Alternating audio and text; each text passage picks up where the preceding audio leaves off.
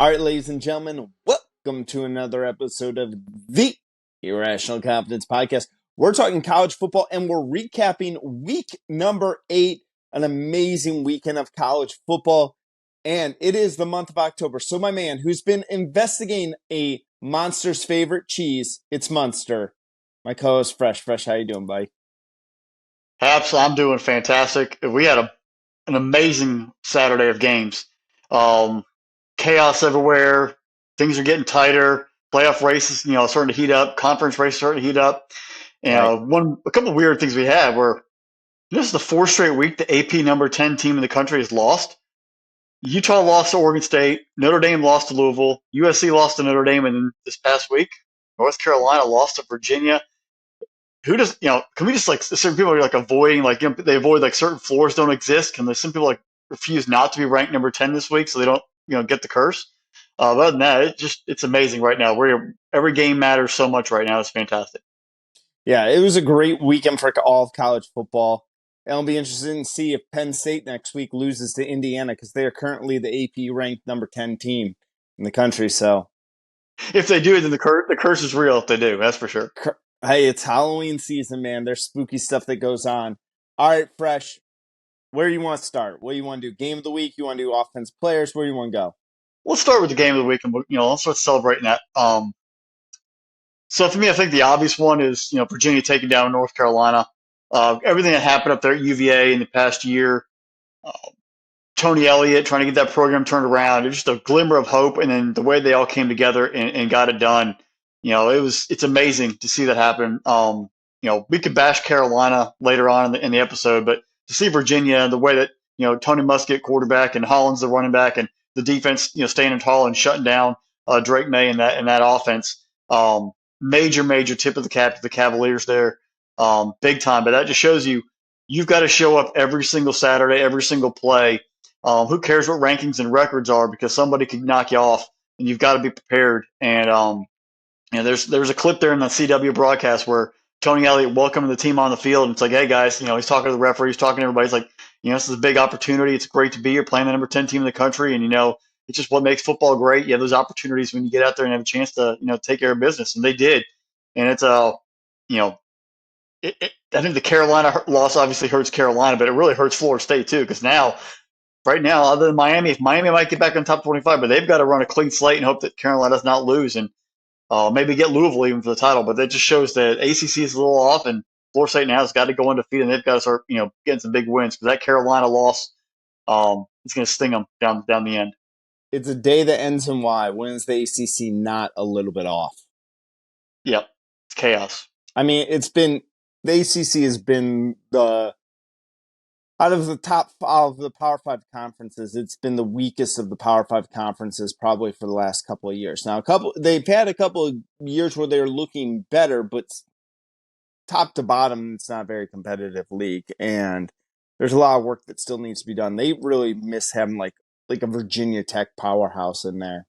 Or even like a Miami, I mean, Right. obviously Miami took down Clemson in double overtime, another crazy game. But I think when they originally made the ACC, when they expanded out, they put Miami and Florida State in the separate divisions with the hope that they would play, and they have yet to meet for an ACC title, and it's lacked that rivalry. Clemson's been good for a while, Florida State was good for a while.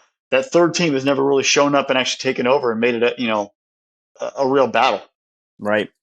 All right, Fresh. My game of the week, I could go to a variety of places. I could go to that UCF Oklahoma game. That was a great game. Upset bid by the Knights over there, falling just short and moving Horrible Oklahoma to 2 point 7-0. attempt. Horrible Really 2 point true. attempt. Or I could go to Columbus, Ohio, and say the defensive battle of two top three defenses was amazing. But you know me, I like to go a little bit off the beaten path. So I'm actually going to go to the North Texas Mean Green and Tulane game. That was my game of the week there. North Texas looked like they were going to give Tulane all they could handle and a little bit more than that. But Michael Pratt, 2 minutes left in the game, big touchdown on him, keeping Tulane with only one loss on the year, and they're still in my top 25. Tulane, it's becoming this really intriguing battle for, because there's a couple of teams hanging out in the top 25, who's going to be the group of 5 representative in the New Year's Day 6? Is it going to be Tulane? Is it going to be Air Force? Is it going to be Liberty? I just recently found out that James Madison did put in a waiver to get into the bowls. That waiver did get denied, so James Madison is out on that part. But who is it going to be? And that's fascinating. And then you got a team like Toledo, just kind of who also had a big win over Miami at the late seconds in game. So, when we talk all the time, I had someone to go, why in the world are you guys talking Toledo, Miami of Ohio to start last week's episode? And one of the things I said is there's great football being played everywhere. And there's some really interesting storylines outside of the Power 5 conferences. I mean, that's a great way to sort out their Tulane making the run, trying to get back to back-to-back conference titles and back-to-back New Year's Six bowls. Air Force being undefeated.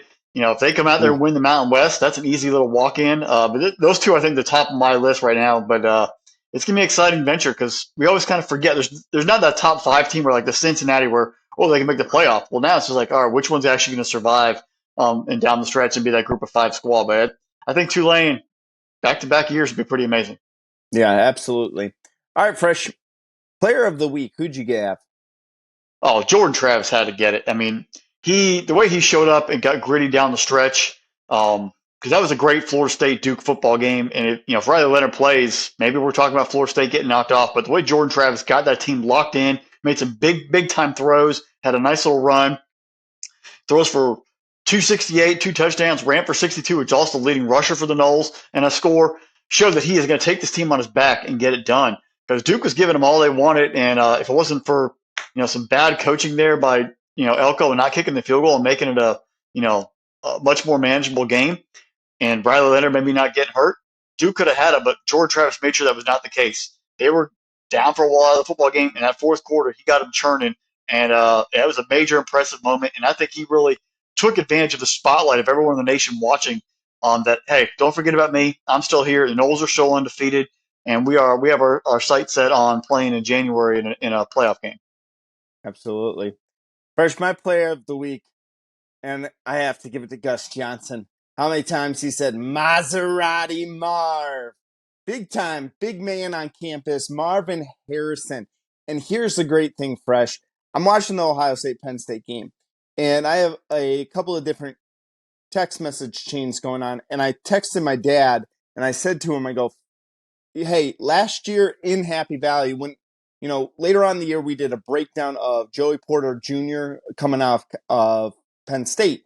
And when we went back and watched that tape, Marvin Harrison and Joey Porter Jr. weren't matched up with each other. It was actually Caleb King, who may be one of the best cornerbacks in this year's draft, matched up with Marvin Harrison. Last year, Marvin Harrison ate Caleb King alive in that game. And I even texted, the time was like 12:08. I think it was like Harrison's first catch of the game. And I said to him, last year this happened, and this year again. 11 catches, 162, and a score in that game. Dude is a beast. That kid is the best receiver we've seen probably in college football since, I don't know, maybe he's in there Larry Fitzgerald, Calvin Johnson conversation. Oh, yeah. I mean, I think Calvin Johnson conversation for sure. It's funny, as some people on Twitter got really annoyed by the Maserati Marv thing, but you know what? It works and it flows. And I saw somebody else out there is like, well, if he's the Maserati, then McCord is actually Kyle Accord, like a Honda Accord, and reliable, not sexy. It'll run forever.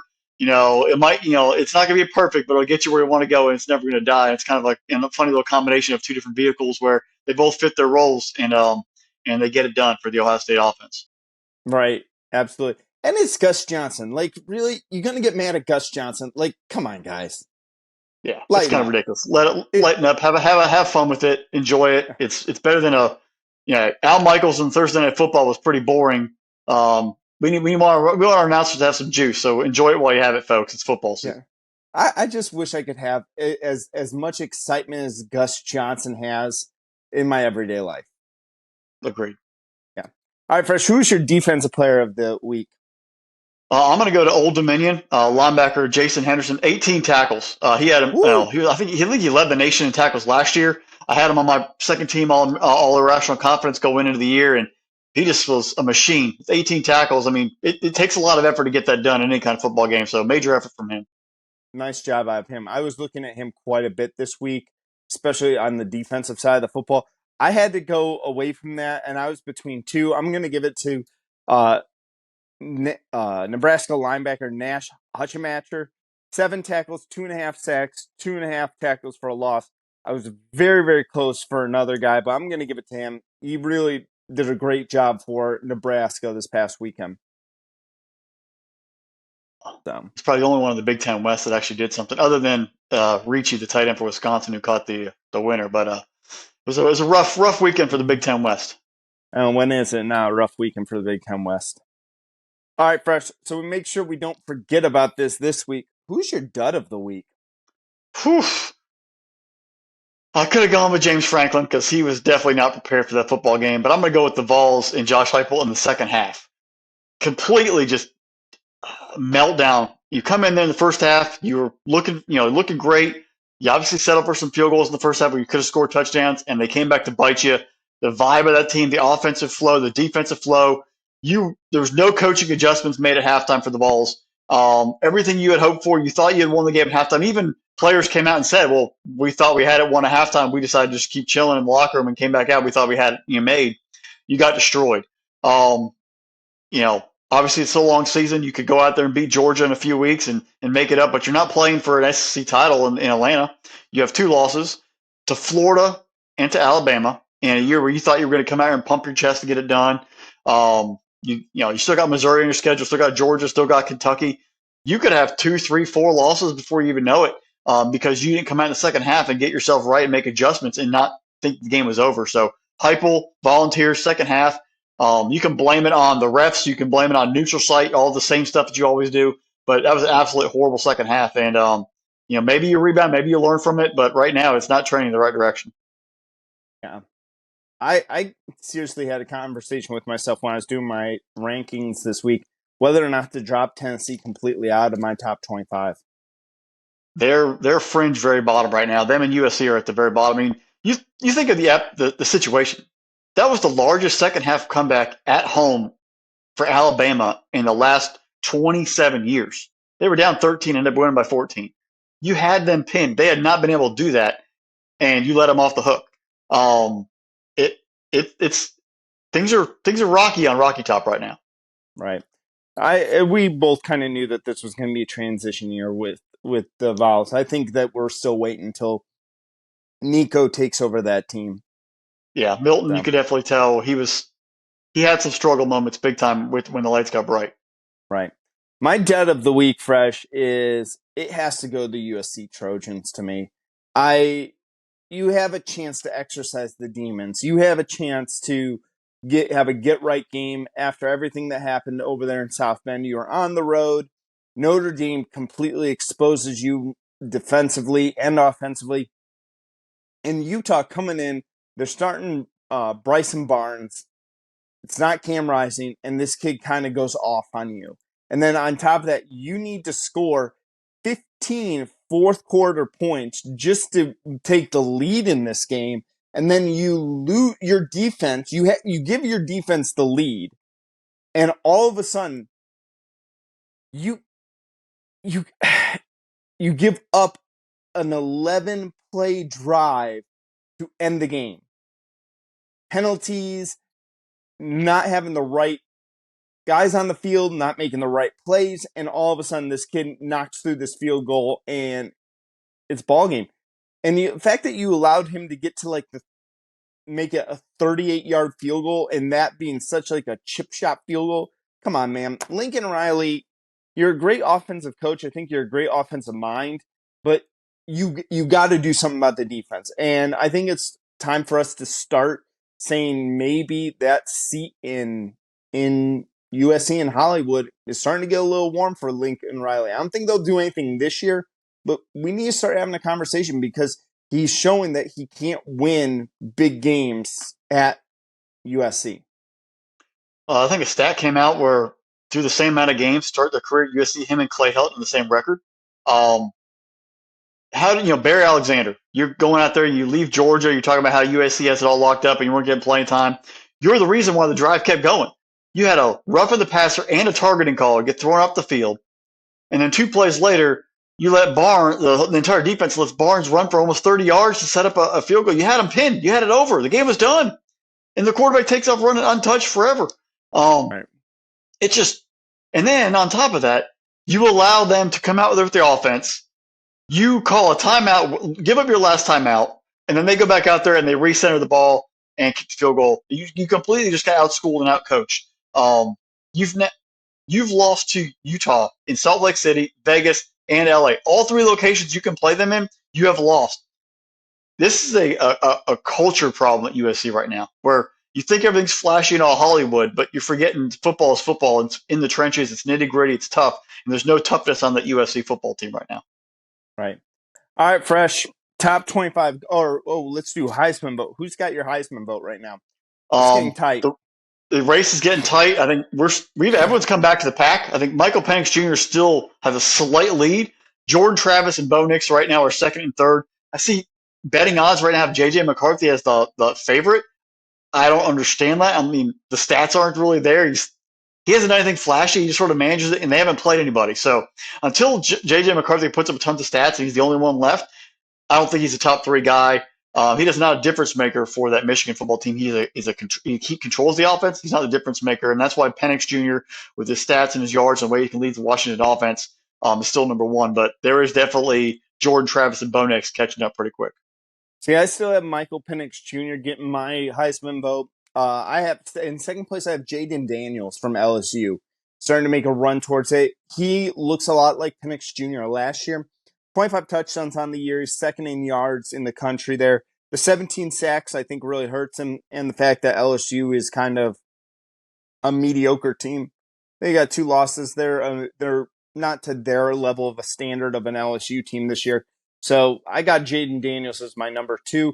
You know, if you really want to talk about like a guy from Michigan who deserves to get a Heisman vote, you know, Blake Corum. Blake Corum should be the guy that we're really talking about, whether or not J.J. McCarthy, but that's just me, Fresh.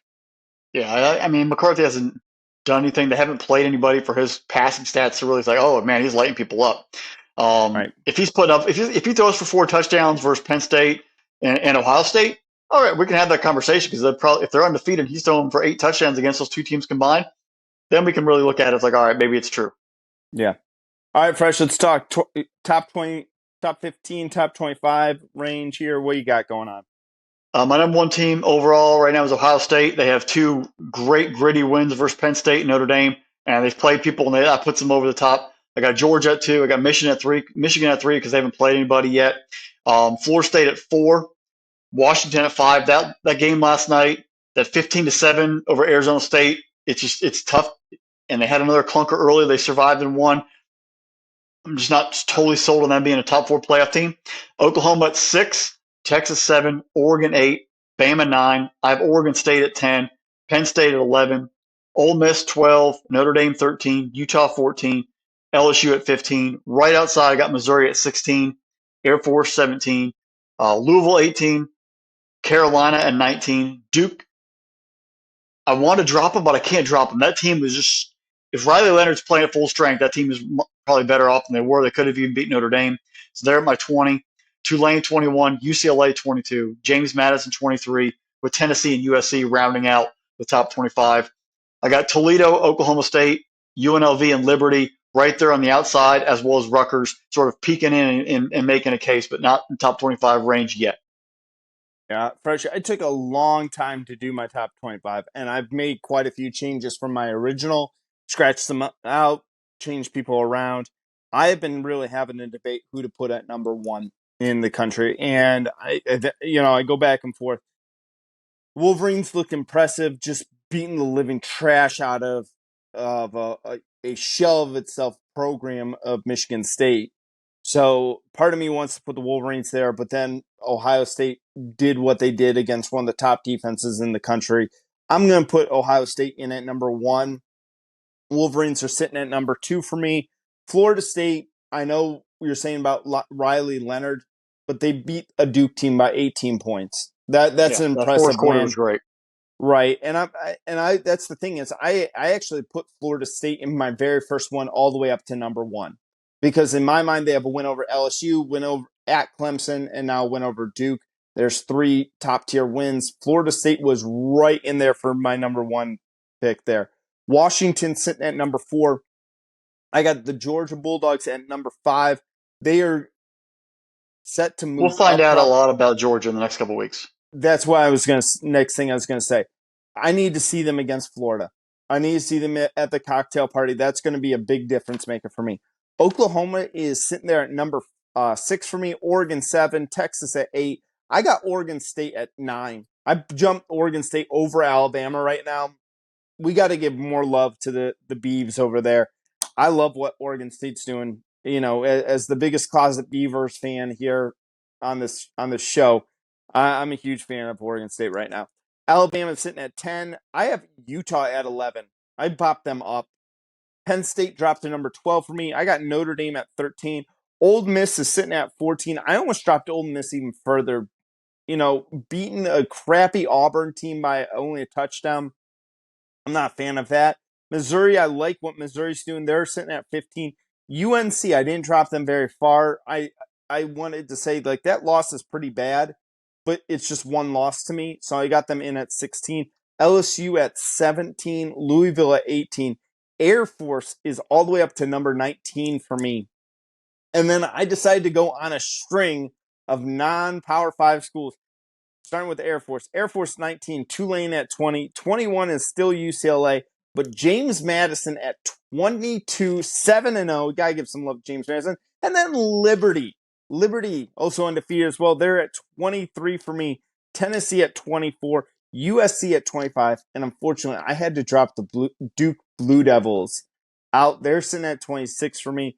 I was between who to drop, USC, Tennessee, or Duke out of the top 25 conversation. And another group of five team hanging on the outside, just barely not looking in yet. That's the Toledo Rockets, my man. I'm I, excited we, for Toledo. I called that win. That was a good game. It was a 21-17 battle back and forth. That was a fun one to watch. Right? And with Miami, with having the ball late to have a chance to win. Yeah, I That's mean that's what you want. You want to have an exciting climactic end where the ball's in someone's hands with the game on the line and see what can happen. that's why they call it Maction, folks. All right, everyone. That's week 8. Week 8 is in the books. It's time. It's Halloween weekend. It's spooky season. And there is a huge, huge rivalry game taking place in Jacksonville, Florida this weekend for week number 9. It's the world's largest outdoor cocktail party. Fun game to be at. But we also have some other football games that will be really fun to do. So make sure you get locked in here. Hit that subscribe button. Make sure you subscribe to the Spillable Sports YouTube channel and hit the notification bell to get notified every single time we drop a new video. Make sure you go to spinnablesports.com. There's all sorts of really cool stuff over there. Special thanks to our producer, Drew. Without him, none of this is possible. And that's all I got for this week. Hey, week 8 was great. Week 9 is going to be another crazy one. Everyone buckle up. Every play matters. Every game matters as we march toward a college football playoff appearance. And with that, bye, y'all.